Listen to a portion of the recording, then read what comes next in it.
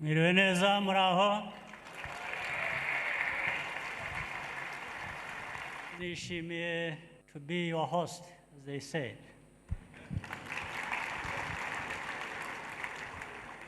Nagira ngo rero mbahe ikaze aha duhuriye, ngire n'umwanya wo kugira icyo mvuga. Icya mbere nere ku byangombwa batumira hano yaru kugira ngo twifurizanye umwaka mushya muhire tugiye gutangira 2024.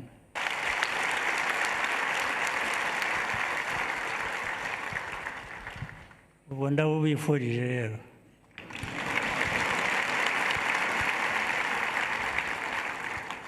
Ndetse ngira ngo mbashimire uko dushoje uyu mwaka tugiye gusoza w'2023. Wabayemo ibintu byinshi ndetse byinshi kurusha byagenze neza.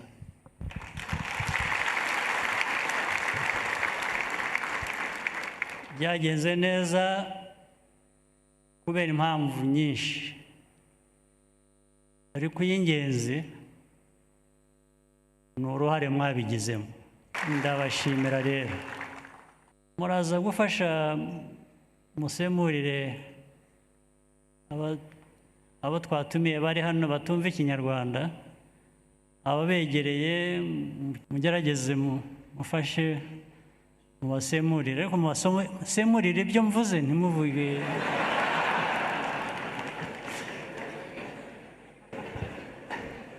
Ntimushyiremo umunyu, ntimushyiremo cyangwa ntihagire ibyo cyangwa se urusenda, niba ntimushyiremo ibyo ntabuze. Ariko mwese n'abatashoboye kuba bari hano ndabashimira uruhare mwagize mu kuntu tugiye gusoza uyu mwaka ibintu byaragenze neza.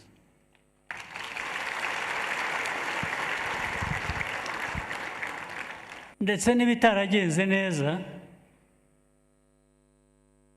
gerageza kubyumva tukabimenya, tukabiha umwanya wabyo, ndetse tukababarirana, kubera ko ibyinshi hari ubwo ibintu bitagenda neza, ariko bitari ubushake buke, hari izindi mpamvu zisanzwe z'abantu.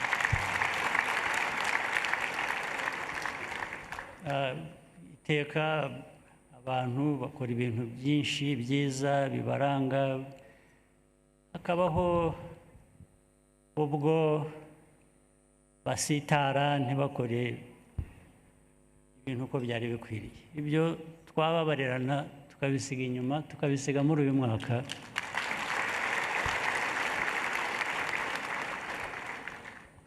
Dushoje,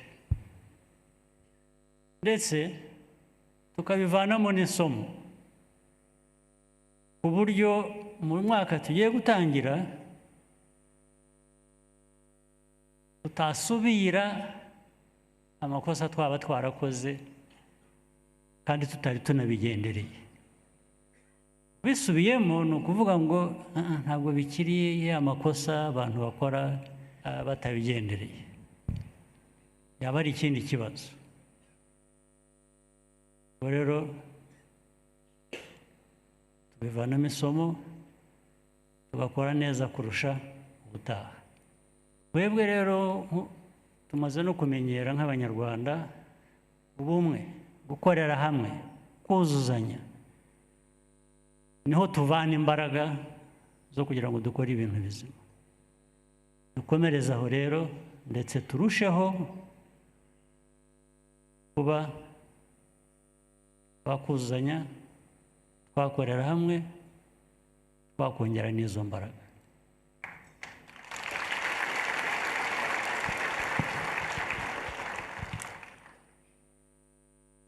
ndetse ushubije amaso inyuma imyaka iragiye ibaye myinshi aho tuvuye mu mateka ya bundi bushya yo kubaka igihugu cy'u Rwanda twahereye hasi cyane kubera amateka yacu twese tuzi sinirwa nyasubiramo twahereye hasi cyane ndakubwira abantu ko twahereye hasi cyane ku buryo nta hasi haharusha twajyaga kujya ahubwo icyavuyemo cyiza ni uko ubu tuzamuka tuva hasi nta kidutangira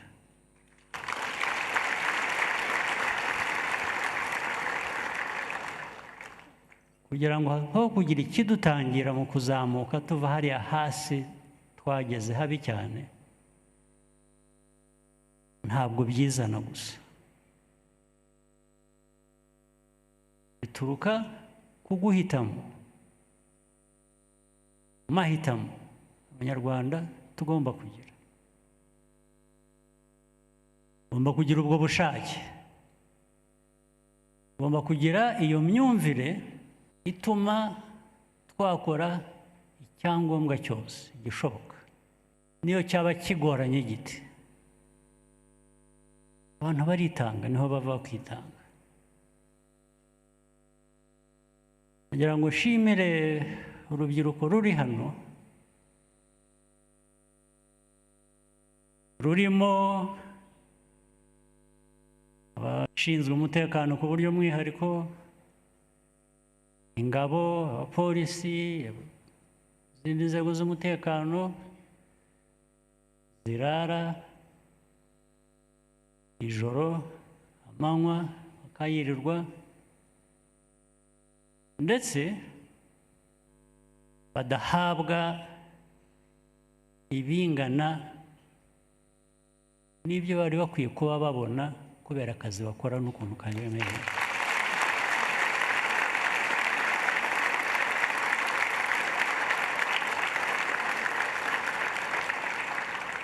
ibyo byose bakabikora nta winuba ko azi uko akorera igihugu cye anibuka naho igihugu cyavuye niba haravugiyeyo ko ari uguhitamo abantu bashobora guhitamo ngo reko ariko na mbere hose u Rwanda ntirwari u Rwanda kuki tutamera nka kwa kundi kwaho tuvuye kuko aho tuvuye hari abari bahari nyine bisa nkaho ntacyo byari bibatwaye wenda niko bari bahisemo namwe mwahitamo ariko guhitamo kwarabaye niyo mpamvu turi hano impamvu dutandukanye komeza gushaka gutandukana n'abagize ayo mateka ya mbere yubetse u Rwanda karushyiraho rwari icyo gihe muri uyu mwanya rero navuga hari indirimbo avuga ngo ntabwo ndi buririmbe ntabwo ijwi ryanjye ari ryiza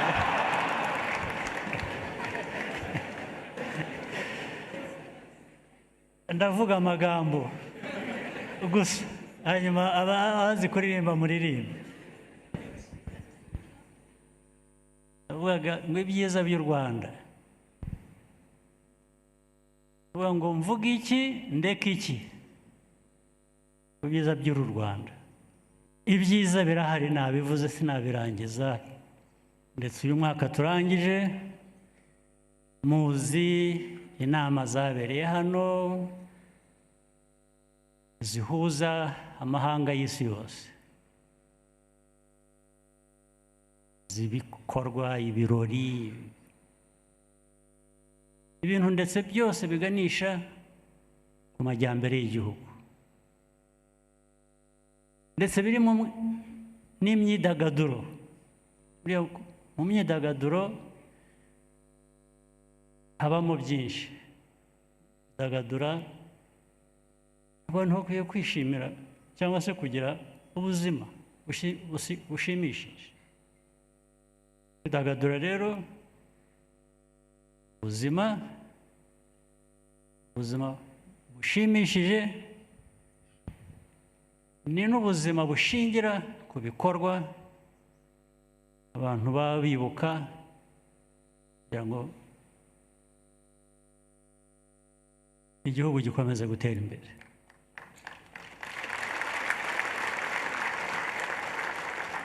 Ndetse n'ubu turaza kugira umwanya wabyo, ngira ngo nuko byateguwe, turaza kugira umwanya wo kwidagadura, sibyo?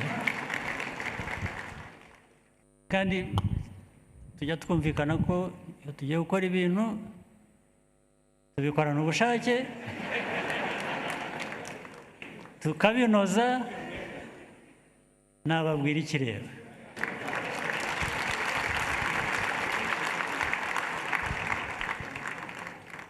Ariko mbere yo gusoza, reka mvuge ngo no muri uko kwidagadura twishimira ibyiza, ariko tunidagadura tutibagirwa ibibi byabaye cyangwa bishobora kuba. Ubwo rero mu bitekerezo haba harimo ibyo byombi, wishimira ibyiza ndetse urishima witegura n'ibishobora kudusubiza inyuma kugira ngo bitaba. Nk'iyo wumvise abantu barahari kandi bamwe, ariko mu banyarwanda ni bake, bikuririzwa n'abandi, kuvuga ngo umuntu arategura we imigambi ye guhungabanya umutekano w'u Rwanda, ni ugutera u Rwanda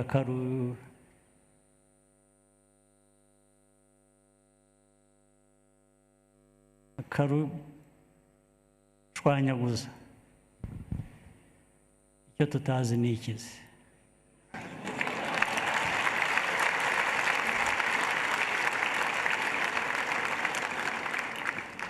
Aho ho gushwanyagurika twarahageze, turahazi, ahubwo bizaba kubatekereza kugira gutyo.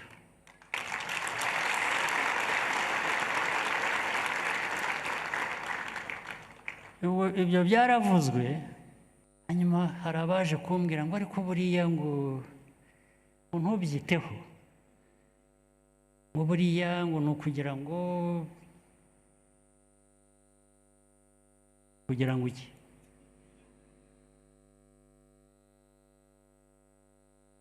Gukoresha kugirira nabi u Rwanda kugira ngo ibintu bikugendere neza wowe. Namwe rero niba mutari mutuzi, twe ntabwo tuzategura kugira nabi umuntu uwo ari we wese.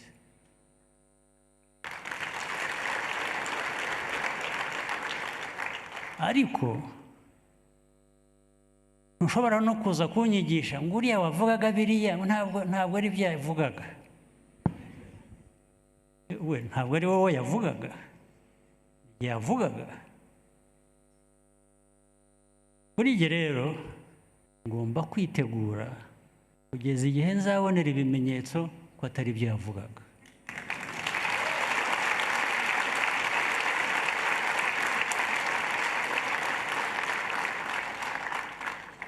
Ikindi narababwiye ngo erega mumenye kuri twebwe ntacyo tutabonye, nta gishobora kutubaho kiri hanyuma y'icyatubayeho.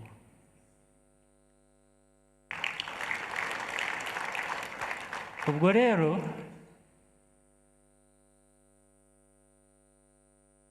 ushaka kudukiriraho cyangwa kudukoresha kugira ngo agere ku ibyo biramureba, ndetse rimwe na rimwe abantu benshi bagashyigikirwa n'uko ngo bo ubundi nawe yakubyemera ibyo bambwira, nawe yakubyemera kuza kumbwira ngo buriya arabeshya nta kizaba, nawe yakubyemera niba twari mu isi. Iyo si yahozeho kera, ubundi ibintu byajyaga kuba bibi, isi igahaguruka kamagana umuntu ugira nabi ngo isigaho ntibibi. Ubwo nyine ni ukuvuga ko icyo gihe u Rwanda rwavuga ngo isi izadutabara cyangwa izabyumva, izahagarika ushaka kugira nabi. Ariko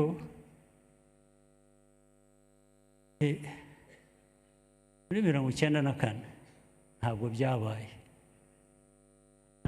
nta bahagurutse ngo bavuge ngo ibi byo kuba. Mu isi turimo ubu ngubu uyu munsi, ntawe ufite icyo akugomba, ndetse baravuga ngo uyu nguyu ariko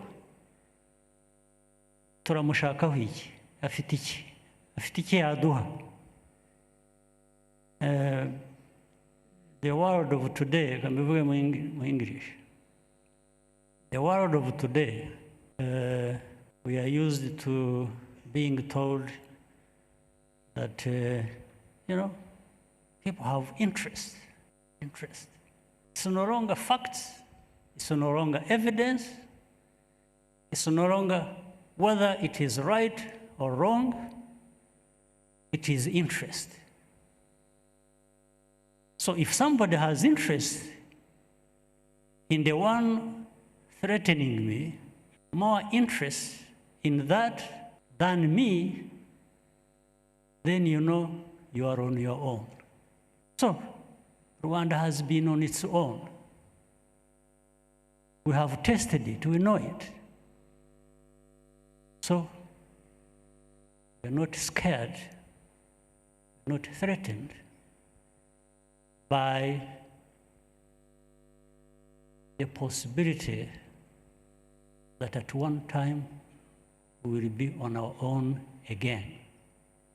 So we should always be prepared. And we are used to working on the worst case scenario, where at any other time we might be on our own. And when we are left to be on our own, we will own up and we will survive even better than last time.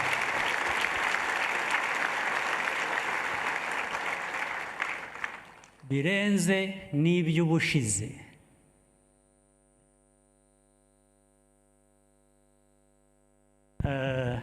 Reka no kubashyira muri politike nyinshi, ariko nagira ngo nabyo nk'uko dusanzwe duhurira kuri byinshi nabyo mbibasangize. Umwaka w'ibihumbi 2024 rero twese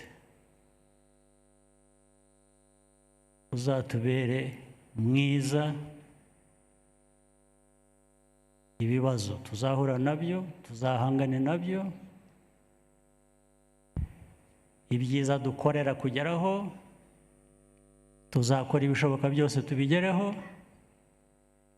Ariko nari mfite ubwo butumwa bubiri, bumwe kuri twe abanyarwanda, ubundi ku bandi batari abanyarwanda bari muri cya gice navugaga.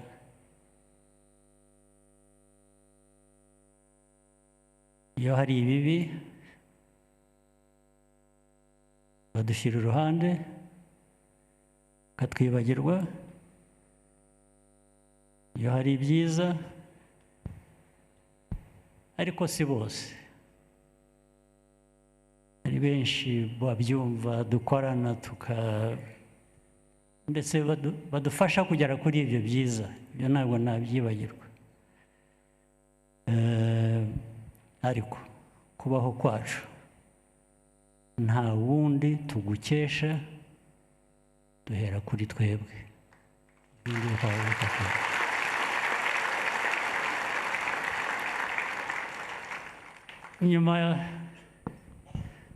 After boring you with all this stuff, I want you to be happy tonight. You can dance your something off. All right? Have a good evening.